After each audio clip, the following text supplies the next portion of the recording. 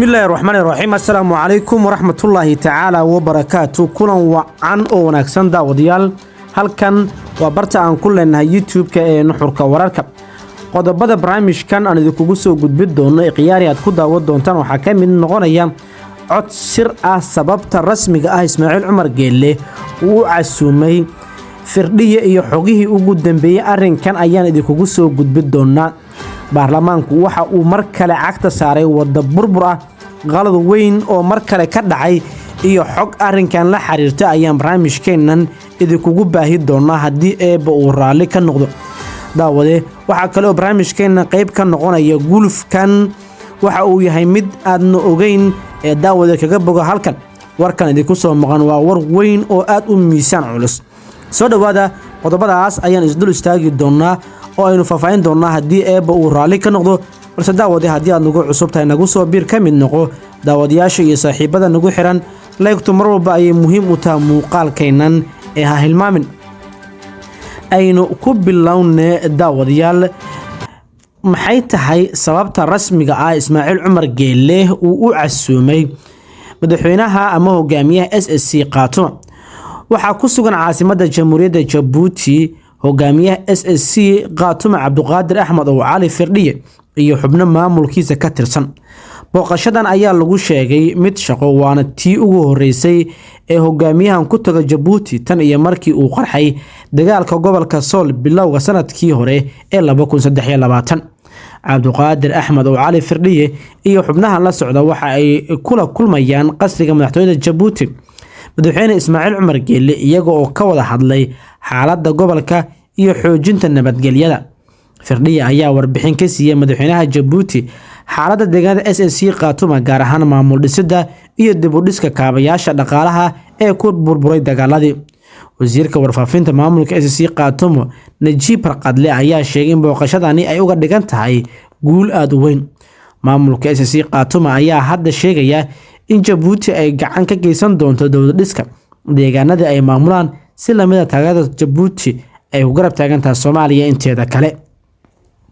waxa sidoo kale sheegay in talabadan ay tahay mid si aad in muddo ay u sugayeen intii lagu jiray dagaaladii lagu hoobtay ee ka dhacay Laascaanood sanadkii hore. waxaa jira dad taageeraya qadiyadda SSC ee ku eedeeyay Jabuuti in ay la safneed Jamhuuriyadda iskeed madaxbannaanida ugu dhawaaqday ee Somaliland, laakiin doodaasi dadka riixayay marna ma aysan soo bandhigin caddayn ku saabsan eedaynta ay Jabuuti u jeedisay. wasiirka warfaafinta Khaatumo Barqat ayaa eed gaar ah oo Jabuuti ay ku eedeysneed burburinta in ay qayb ka ahayd dagaalkii qoladan fallaagada ah waxay iska ahayd aragti fadhi ku dir ah oo lagu buunbuuniyay, laakiin wax eed ah SSC Khaatumo toos uguma jeedin Jabuuti ayuu yiri. xiriirka dhow ee dhex maraya Jabuuti iyo Khaatumo ayaa loo tiirinayaa isbedelada iyo khilaafyada ku soo kordhay gobolka. maxamed xuseen oo baraka jaamacadda Muqdisho ayaa sheegaya in markii hore ay Jabuuti u arkaysay Somaliland oo wadajir ah in ay ku jirto danta gobolka maadaama ay xuduud dheer oo bad iyo bir leba wadaagaan. si taasi aan uga careysiin Muqdisho waxay ku dadaalaysay in ay la hadal siiso Somaliland iyo dowladda federaalka ee Soomaaliya, taasna waa ay dhici weysay oo waa ay ahaan weysay. laakiin wax kasta waxay isbedeleen markii heshiiska safgaradka ah ay kala saxiixdeen Ethiopia iyo Somaliland bilowgii sanadkan sida uu qabo Professor Maxamed Xuseen. arrintu waxay isbedeshay markii Somaliland heshiis la saxiixatay Ethiopia oo bad iyo saldhig military la siinayo.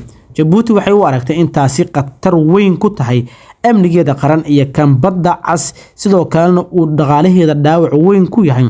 sidaa daraadeed aragtidii ay ka qabtay Somaliland waa ay bedeshay. wadaxaajoodada maxaabiista lagu kala qabsaday dagaalkii Laascaanood. wafdiga SSC Khaatumo ee joogay Jabuuti waxaa kaloo ay la kulmeen xogeeye ku-xigeenka ururka IGAD Maxamed Cabdi Waare, waxaana labada dhinac ay ka wada hadleen arrinta maxaabiista. Maxamed Cabdi Waare ayaa sheegay in xubnaha Khaatumo ay kala hadleen arrimo ay ka mid yihiin khilaafka SSC Khaatumo ee Somaliland. waxaa kale oo aan ka wada hadalnay khilaafka Somaliland iyo Khaatumo gaar ahaan maxaabiista dagaalka, daryeelkooda iyo badqabkooda iyo kaalinta IGAD ka ciyaari karto sii deynta. isla wada hadalkaas waxaan la yeelan doonaa Somaliland marka ay suurtagal noqoto ayuu yiri xoghaye ku-xigeenka guddiga fulinta ee IGAD. dhanka kale SSC Khaatumo waxay sheegeen waxyaabaha la isla soo qaaday waxaa ka mid ah arrimaha maxaabiista. arrimaha maxaabiistuna waa kiis caalami ah innaga si gaar ah saameyn noogu leh laba dhinac marka la kala qaado. waxaa jira dad dambiilayaal ah oo waaweyn oo iyagoo gacanta dambiga iyo dhiigga kula jira la qabtay, dadkaasi maxkamad unbay sugayaan ayuu yiri wasiir Najiib. wadahadal labada dhinac dhex maray ayay shardi uga dhigeen Khaatumo in Soomaaliya ogolaato in loo wada xaajoodo laba maamul oo daris ah oo nabad ah, isla markaana ay arinta ka dhigaan dad markaasi ishaya oo hadda xal kala qaadanaya, balse aysan aqbalaynin in markaasi ay la xaajoodaan maamulka Soomaaliland oo wali sheeganaya deegaanadaasi. daawade geesta kale haddii aynu eegno xildhibaanada baarlamaanka dowladda federaalk ee Soomaaliya waxay wajahayaan eedo iyo sidoo kale isdiidooyin dhowr ah. baarlamaanku waxa uu muuqdaa mid waqtigan lugaha la sii galaya fashil aad u weyn oo in muddo ah dul hoganayay. arintan ceeb ayay ku tahay xildhibaanada baarlamaanka dowladda federaalk ee Soomaaliya. haddaba maxaa ka dhacay? qalad weyn ayaa shalaytoole ka dhacay baarlamaanka Soomaaliya.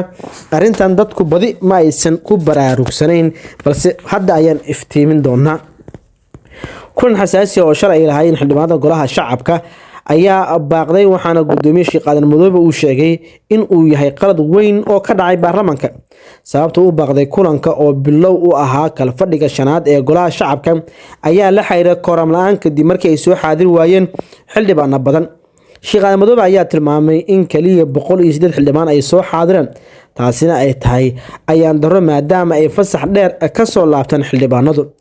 maadaama 3 bilood fasax la galay, maanta waxaan filaynaa in si xamaasad leh loo imaanayo oo shirka noo furmayo oo shuruucdii kala fadhiga afaraad dhaqaaqi waayeen aan xooga saari doono. shaqadaas ayaan bilaabaynaa walaalahayn. waan ka xumahay in kooramkii la waayay oo la yiraahdo 108 xildhibaan ayaan dhaaf weynaa ayuu yiri Sheekh Aadan Madoobe. sidoo kale waxa uu tilmaamay in arintan ay tahay qalad weyn oo dhacay maadaama ay baaqatay shaqadii ay ummadda Soomaaliyeed ka sugayeen xildhibaanada. saaka waxaan isleeyahay qalad weyn ayaa dhacay, marka waxaan u soo jeedinayaa xildhibaanada yimid ee is soo xilqaamay. waad mahadsantihiin, waajibkiina dastuuriga ayaad gudateen, waana idinkaga mahadcelinayaa ayuu yiri. gudoomiyaha ayaa sidoo kale fariin culus u diray xildhibaano uu sheegay inay joogaan magaalada Muqdisho haddana ay soo xaadir waayeen kulankii, taas oo uu sheegay inay ceeb ku tahay maadaama ay gudan waayeen waajibaadkii dastuuriga ahaa ee loo dhaariyay, isla markaana ay dayaceen mas'uuliyadooda. arintaasna waxa uu ku sheegay mid markaasi aan laga hari doonin oo aan laga aqbalinin. baarlamaanka ayaa wuxuu wajahayaa culaysaad aad u waaweyn oo markaasi la xiriiro arrimahan, waxaana tani ay muujinaysaa in baarlamaanku uu markaas galayo wada markaasi isqabqabsi ah, waxaana ay tani tahay bilowga isqabqabsigooda. baarlamaanka ayaa inta badan lagu yaqaanaa marka la gaaro marxadahan oo kale kuwa markaasi dhexdooda ay ka tafato. daawade halkan waa barta aan ku leenahay YouTube-ka ee Nuxurka Wararka. haddii aad nagu cusub tahay nagu soo biir oo ka mid noqo daawadayaasha iyo saaxiibada nagu xiran. amaana Allah.